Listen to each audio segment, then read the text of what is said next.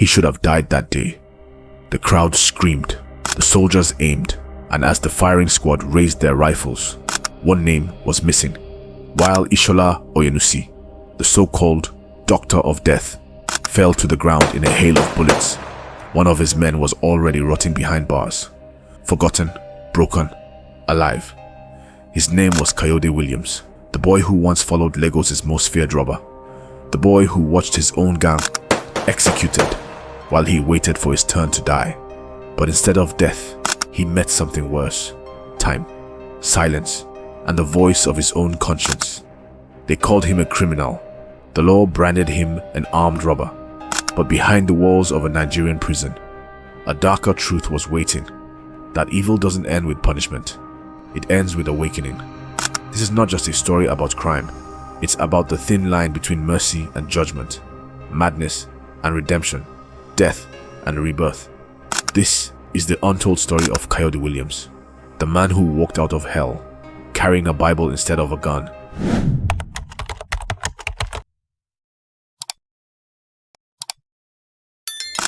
The streets of Lagos in the early 70s didn't sleep. By day, they were loud, traders shouting, buses screeching, horns cutting through humid air. But by night, the same streets became haunted territory. Somewhere between survival and sin, boys like Kayode learned that ambition could become a weapon. Kayode wasn't born a criminal. He was born with promise. A smart, athletic student. The kind of teenager whose teachers believed he could become anything. He had dreams of finishing school, maybe working in government, maybe becoming something his mother could be proud of. But life, especially in post-Civil War Nigeria, was rougher than dreams. The country was bleeding from corruption and instability. Poverty whispered to young men like a seductress: if the system won't give you a future, take it yourself. At first, Kayode's rebellion was small. He skipped classes. He joined older boys on night strolls. They drank, smoked, and bragged about easy money. Some of them already had new shoes, fine clothes, girlfriends who loved danger. He remembers one night clearly, the night his future tilted. A tall man approached him near the edge of a football field, under a weak streetlight. The man's name was whispered across Lagos, like a curse: Ishola Oyenusi. Oyenusi didn't need to shout. He had the calm, magnetic arrogance of a man who believed he was untouchable. His gang had already carved their legend into Lagos. Armed robberies, so daring that newspapers called him the Doctor of Death. To some, he was a monster. To others, he was a folk hero, a symbol of resistance against a system that offered nothing but hunger. When Oyenusi looked at Kayode, he didn't see a boy. He saw a recruit. And when Kayode looked back, he didn't see a murderer. He saw power. That was the beginning of everything. Evil never shows its full face at first. It comes dressed in style, confidence, and quick results. And in Lagos at that time, it was easy to mistake sin for success. Soon, Kayode began hanging around Oyenusi's men. They spoke a different language. Codes, street names, promises of quick riches. They talked about operations as if they were business deals. One of them handed him a pistol, cold, heavy, foreign, and asked, "Can you handle this?" He said yes, but his hands trembled. The first robbery wasn't supposed to hurt anyone. A quick grab, a car, a getaway. But in the chaos of adrenaline, shots were fired, people screamed, and Kayode's heart cracked. He didn't pull the trigger, but he was there. That was enough. The guilt would follow him for years like an invisible chain. The newspapers soon painted Oyenusi as a devil in human skin. Victims testified. Police formed special task forces. Every successful raid made the gang bolder, and every bullet they fired made their fall closer. Kayode's life became a blur of speed, sirens, and fear. He stopped going home. His mother cried. His father prayed, but the streets had already branded him. There was no easy way out. At night, he would lie awake in cheap hotels, counting the money that never satisfied him, surrounded by men who laughed at death. He started to see their eyes, hollow, haunted, and he knew something was wrong, but he couldn't stop. Once you tasted crime, you either rose fast or died fast. He was determined not to die poor. In 1971, the air in Lagos was heavy with dread. Rumors spread that the military government had captured Oyenusi. Crowds whispered, "They caught him." The empire was falling. Kayode heard the news one humid afternoon. He was hiding in a friend's apartment when someone burst through the door, holding a newspaper. On the front page, Oyenusi arrested. The end of the reign of terror. His blood froze. He knew the police would start hunting everyone connected to the gang. Friends vanished overnight. Some fled to Ghana. Some were caught. Some were shot on sight. Kayode tried to disappear, but the streets remember faces. And soon, they remembered his. The night he was arrested didn't look like destiny. It looked like chaos. A broken car, flashing torches, men shouting orders, boots pounding the ground. He didn't fight. He just raised his hands, as if surrender could erase everything. But he knew it couldn't. At the station, they beat him, questioned him, demanded names. He refused to talk. He was just 19, but life had aged him. When they finally charged him, it wasn't for murder. It was for armed robbery. That difference saved his life. Others weren't so lucky. When Ishola Oyenusi faced the firing squad, thousands gathered to watch. They wanted to see evil die. Kayode wasn't there, but he heard about it. How the crowd screamed when the guns fired. How the soldiers didn't flinch.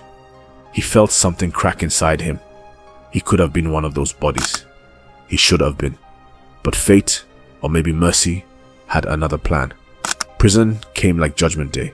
He was sentenced to 10 years, locked away in a world where time moved differently. The first thing he noticed wasn't the walls. It was the smell, sweat, iron, despair. Men who had once ruled the streets now fought for a piece of bread. He saw robbers, killers, addicts, broken souls. He saw himself in every one of them, but he also saw something else. A silence he couldn't explain. When the noise of the outside world died, his mind began to speak, and what it said terrified him. Inside that silence, Kayode began to remember the faces, the people he hurt, the trust he broke, the nights his mother prayed for him while he hid guns under his bed. He remembered laughter before the screams. He remembered promises before the betrayals. He tried to forget, but memory doesn't die behind bars. It multiplies. The guards called him boy. The inmates called him the Lagos robber. But inside he began to call himself something worse. A wasted soul. Days became months. Months became years. Every clank of the prison gate echoed like a sermon. You thought you were free. You were never free. Sometimes prison is not the punishment. It's the mirror. And in that mirror, Kayode saw not just a criminal, but a child who never learned to forgive himself. In the darkness of that cell, his life was reduced to routine. Eat, sleep, survive. He watched men die beside him, from disease, starvation, hopelessness. He saw one inmate hang himself with a belt. Another went mad, shouting scriptures all day. One morning, he woke up shaking. His body was fine, but his soul was bleeding. He whispered to himself, "If I ever leave this place, I will never return." But he didn't know how he would change, or if change was possible. At night, he stared at the ceiling, praying to a God he didn't know yet. And maybe, just maybe, that was when heaven began to listen. In the corner of that same prison, there was a man who carried a Bible instead of a weapon. He was another inmate, serving time for fraud. He used to preach quietly to anyone who would listen. At first, Kayode mocked him. He said, "If your God is real, why are you here with us?" The man smiled and said, "Because sometimes God enters the cell to find the one he wants to save." Those words wouldn't leave Kayode's head. They circled him day and night, haunting him more than the memory of gunshots. Weeks later, the preacher died. Malaria, they said. Before he died, he gave Kayode his Bible. Inside the cover were 4 words. "Read this. He's waiting." That night, Kayode opened it, and for the first time, the darkness around him began to tremble. Redemption rarely arrives with light. It starts with a question. What have I become? And for the young man who once followed a legend of blood, that question became the seed of a new life. But seeds don't grow without pain. And pain, real cleansing pain, was only beginning. Prison is supposed to take away a man's freedom, but sometimes it does something far worse. It exposes the prison he built inside himself long before the walls closed in. For Kayode Williams, the real punishment wasn't the chains around his wrists. It was the voice that wouldn't stop whispering in his head, "You should have been executed." The year was 1973. The sun outside still rose over Lagos, but inside the walls of Sokoto prison, time had no meaning. Days bled into nights. Nights dissolved into memory. Kayode's world had shrunk to 6 paces by 3. A rectangle of concrete, a mat, and a bucket. Every morning the guards shouted orders, but he barely heard them. He lived in the echo of his past. The sirens, the gunshots, the cries of strangers he'd never see again. When he tried to sleep, he saw Oyenusi's face, half smiling, half terrified, as bullets tore through him on the execution ground. He saw himself among them, falling, dying, forgotten. But when he opened his eyes, he was still alive. And that, somehow, felt worse. Then came Sunday mornings. For a few minutes every week, the heavy gates of faith cracked open. A preacher from outside, a short, soft-spoken man, visited the yard. He read from the Bible, his voice trembling but firm. Even in darkness, light dawns for the upright. Kayode used to laugh at those words. He would mutter, "Light? Not here." But one Sunday, when the preacher read again, something inside him shifted. Not a miracle, just a sting. A small, unwanted tear burned his eye. He turned away quickly, but the damage was done. The wall around his heart had cracked, just a little. Redemption never arrives like thunder. It sneaks in quietly. Weeks later, another inmate, the same one who had once given him a Bible, appeared in his dream. The man stood behind the bars, his face pale, his eyes calm. He said only one sentence, "Kayode, you're not alive because you're lucky. You're alive because you're chosen." He woke up sweating, trembling. He tried to laugh it off, but the words chased him through every waking hour. For the first time in his life, Kayode felt something close to fear, not of death, but of purpose. The prison yard became his classroom. He started watching people. He saw the same desperation he once carried on the streets. Men fighting for scraps, shouting about lost freedom. But he also noticed the ones who had found peace inside the chaos. The quiet ones who prayed, who forgave. He didn't understand them, but he envied them. He began to read the Bible the dead preacher had left him. At first, it made no sense. Strange words, foreign names. But slowly, verses began to pierce through the fog. If any man be in Christ, he is a new creature. He underlined it with a broken pencil stub and whispered, "Can I really become new?" That night, he didn't sleep. He prayed, awkwardly, silently, to a God he didn't yet believe in. He said, "If you can still hear me, then prove you're real. Change me, or kill me." The next morning, something strange happened. A fight broke out in the yard. 2 inmates clashed over stolen bread. In the chaos, one of them pulled a sharpened spoon, a weapon made from desperation. Kayode was nearby. The man lunged, swinging wildly. Kayode moved instinctively, grabbed the attacker's arm, twisted it until the spoon fell. The guards rushed in, breaking them apart. Later, one of them, an older guard who had seen too much, called him aside. He said, "You could have killed him. Why didn't you?" Kayode didn't know what to say.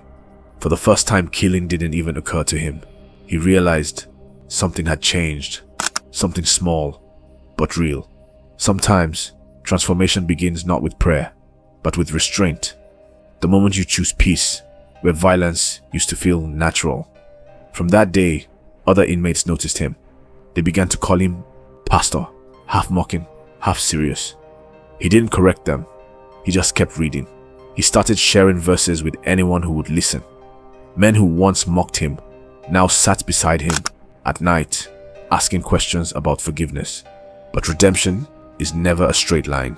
It's a war between who you were and who you're trying to become. One evening, a guard slipped him a note. The police want to reopen your case. Someone mentioned your name again. The fear returned instantly. All the peace he'd found evaporated. He spent the night pacing, praying, sweating.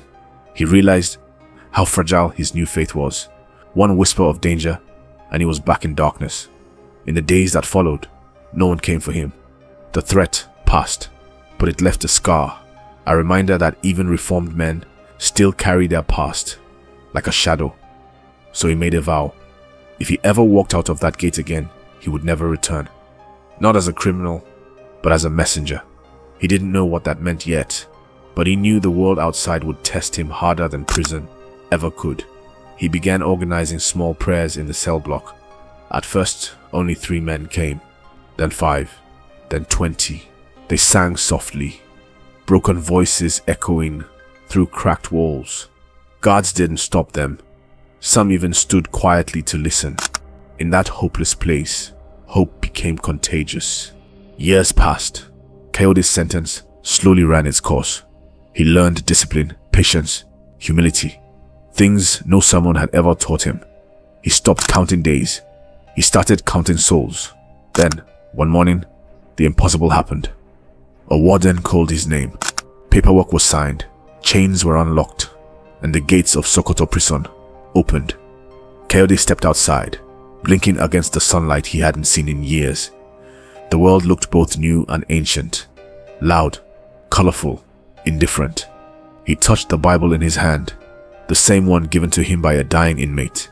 He whispered, "Lord, if you're real, lead me now." Freedom can be terrifying when you've forgotten what to do with it. Most men who leave prison walk straight back into the world that condemned them. Few ever find a different road. Kayode Williams did, but it came at a price. Isolation, ridicule, and the ghosts that followed him everywhere. In the months after his release, Kayode tried to rebuild his life. He visited his mother, her hair grey, her eyes tired but filled with relief. She wept when she saw him. She said, "You are not the same boy they took away." He nodded. He wasn't, but he also wasn't sure who he had become. He couldn't find work. No one trusted an ex-robber. He slept in church compounds, volunteered for cleaning, and attended prayer meetings late into the night. People stared. Some whispered, "That's the boy who once ran with Oyenusi." But Kayode didn't fight the gossip. He accepted it. He knew the only way to erase a dark story is to live long enough to rewrite it. Months turned into years. Kayode began preaching in prisons. The same walls that once held him now echoed with his testimony. He told inmates, "I was one of you, but mercy found me." Some believed him. Some laughed. But he kept speaking. He didn't just preach religion. He preached consequence. He said, "You can escape the bars and still be chained inside." I know. I was there. That message began to spread beyond the walls. Churches invited him. Newspapers began writing headlines. Former armed robber now preaches hope. Some called it a miracle. Others called it a performance. But Kayode didn't care what they called it, as long as someone listened. The transformation of a man doesn't erase his crimes. It only proves that darkness is never the end, unless you choose to stay there. But even as his ministry grew, the shadows of his past followed. There were nights he woke up screaming, haunted by faces of people he couldn't save. He still saw Oyenusi in his dreams, standing on the execution ground, blood on his shirt, whispering, "You got away, but did you?" Those dreams kept him humble. They reminded him that grace doesn't delete history, it redeems it. Kayode Williams had walked through the darkest corners of Lagos, survived the brutality of prison, and come face to face with his own destruction. But what he didn't know was that his real mission had only begun, to turn his story into a weapon against the same evil that once controlled him. And for that, he would need more than forgiveness. He would need courage, because the world outside wasn't as ready to forgive as God was. He escaped the bullets, survived the bars, and found his voice. But can a man truly outrun the ghost of who he used to be? The answer lies in the gospel he preached. He didn't walk out of prison as a free man. He walked out as a witness. Prison guards who once beat him now welcomed him as a guest speaker. Inmates who once mocked him knelt to pray with him. He started what would later become a national movement for prison reform and rehabilitation. He wanted people to see that criminals were not born evil. They were shaped, wounded, forgotten. He had been all three. One day, as he stood preaching inside the walls of another Nigerian prison, a young boy looked at him with tears in his eyes. After the message, the boy came forward and said, "Sir, my father was executed with Oyenusi. I was told you once worked with him." Kayode froze. For a moment, he felt the ghost return, the smell of gunpowder, the cries, the shame. But he placed his hand on the boy's shoulder and whispered, "Your father made his choices, but you still have yours. Don't inherit his shadow. Walk in your own light." That day, the entire prison went silent because everyone knew they had just witnessed something rare. A man confronting his own past and forgiving it. Years passed. The boy who was once labeled a criminal became a bishop, a reformer, a voice of mercy. He would stand on pulpits where politicians and preachers sat in silence, and he would say, "I am not a saint. I am a product of grace. I saw death, but mercy pulled me back. If God could save me, what excuse do you have?" And in that moment, even the proudest hearts would tremble. Kayode Williams' story is not one of perfection. It is one of transformation. He was not the strongest, not the holiest, but he was one thing most men never become: changed. Because sometimes the greatest miracles don't happen on altars. They happen in the dark corners of a prison cell, when a lost soul finally decides to stop running. The world remembers Oyenusi as the first man to die by firing squad in Nigeria, but history will remember Kayode Williams as the one man who walked away, not because he was lucky, but because he was called.